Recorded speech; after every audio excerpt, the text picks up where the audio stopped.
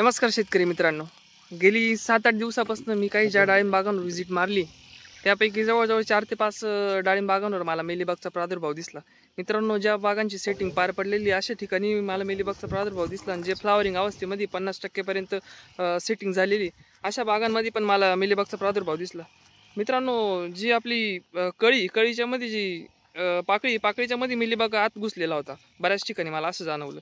आणि जे सेटिंग झालेले त्यांच्यावर मागं त्याच्या देठाजवळ मेलीबगचा प्रादुर्भाव जास्त प्रमाणात होता. मित्रांनो, आता होतंय काय, मेलीबग ज्यावेळेस आपल्या इथं असतो तर तो एक चिकट स्राव सोडतो, त्यामुळं जवळजवळ काजळी पण येते आपल्या इथं आणि बाकी बुरशीचाही प्रादुर्भाव होतो. प्रकाश संश्लेषणावर बी फार मोठा परिणाम होतो. आता द्राक्षामध्ये खूप जास्त प्रमाणात ही समस्या भेडसावती, पण आता ती डाळिंबाकडे पण जास्त प्रमाणात जाणवायला लागली. गेल्या वर्षी ह्याच महिन्यांमध्ये ज्यावेळेस काही प्लॉट हार्वेस्टिंगमध्ये होते, 2 महिन्यांनी हार्वेस्टिंग होतील, 1 महिन्यानी हार्वेस्टिंग होतील, त्यांनाही मेलीबगनी फार त्रास दिलेला होता.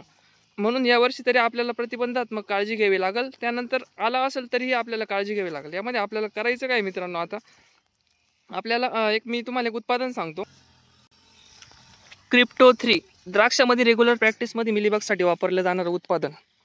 आपल्याला प्रति लिटर पाण्यासाठी 3 मिली घेऊन याची फवारणी करायची. मित्रांनो, औषध कॉन्टॅक्ट बेसमध्ये काम करतं, म्हणून आपल्याला याचं कव्हरेज घेणं, चांगलं घेणं फार गरजेची गोष्ट आहे.